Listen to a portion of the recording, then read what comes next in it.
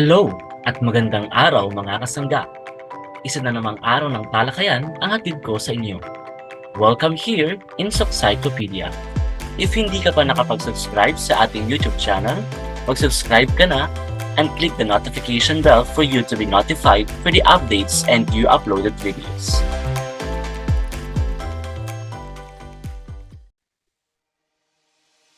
Good day and welcome again here in our subject. Welcome to the introduction to the philosophy of the human person.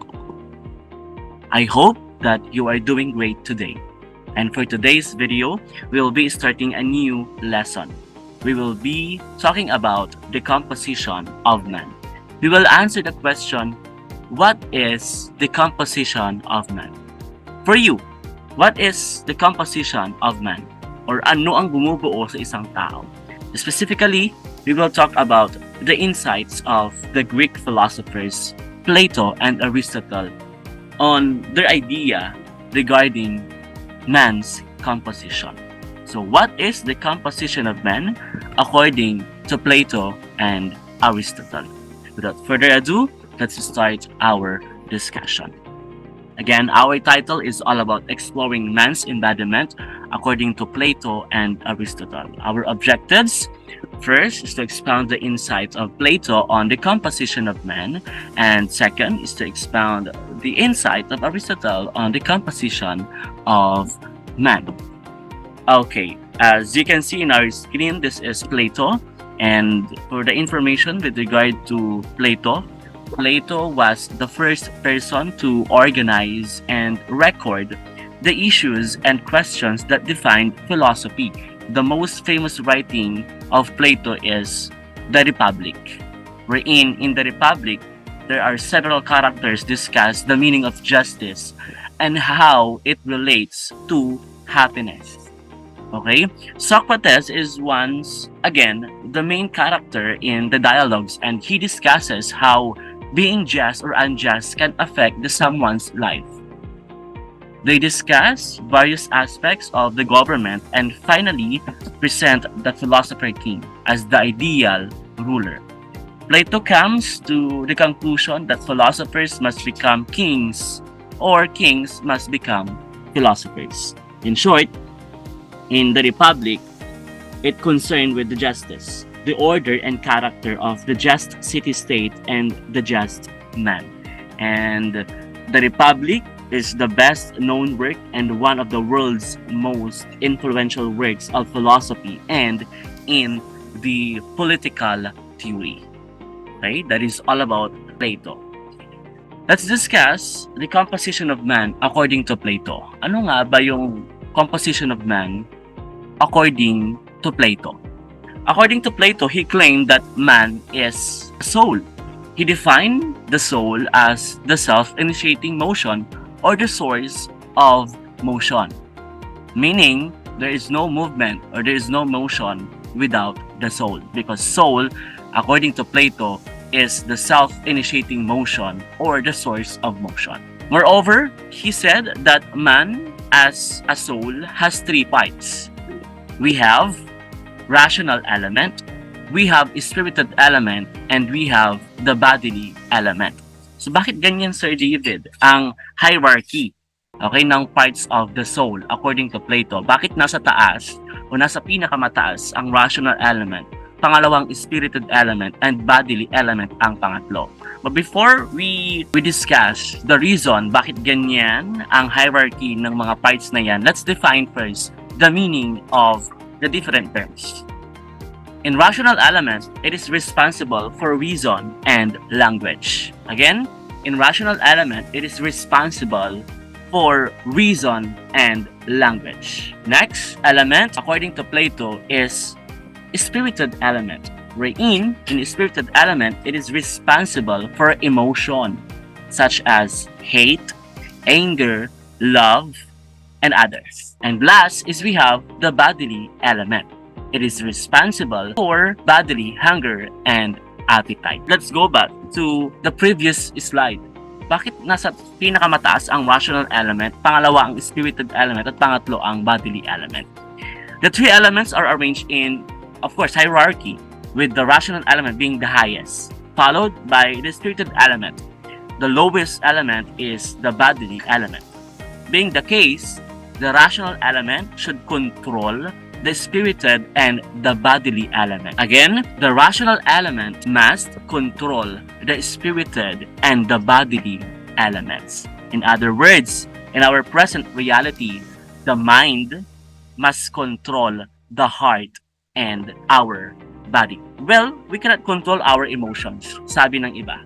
Alright? Natural yun. Dahil yun ang nararamdaman mo sa kung ano ang sitwasyon. For example, ang meron kang kasintahan at nakita mo ang kasintahan mo ay may kasamang iba. So ano mararamdaman mo? Okay? Siyempre, nagagalit ka or magtataka ka or magsiselos ka. So that is your emotion. Nagtataka ka, bakit may kasama siyang iba? Parang ganyan.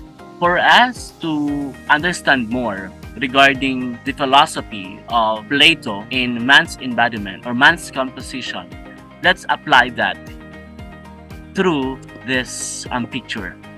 This is the allegory of the chariot, wherein we will apply here the three elements of soul. Kung mapapansin natin, may lalaki dyan, that is the rational element. May nakikita natin, may tali dyan, papunta sa mga kabayo.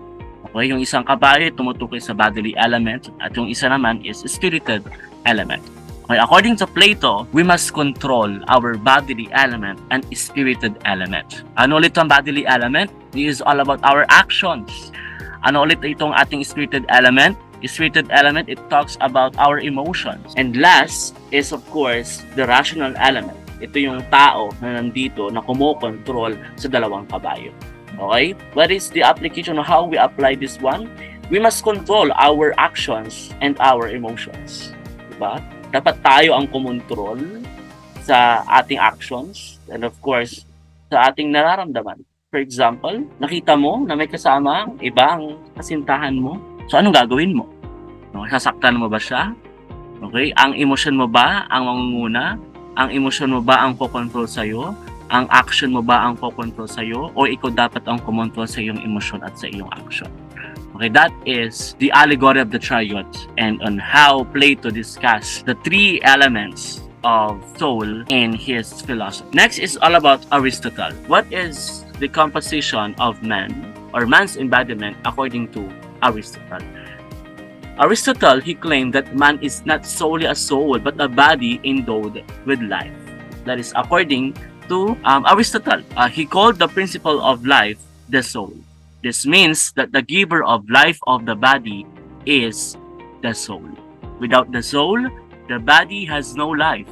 Since man is a body endowed with life, and the principle of life is the soul, then he is a unity of body and soul. Hindi lang soul ang tao. It is a unity of body and soul. Man is a body endowed with life, and the principle of life is the soul.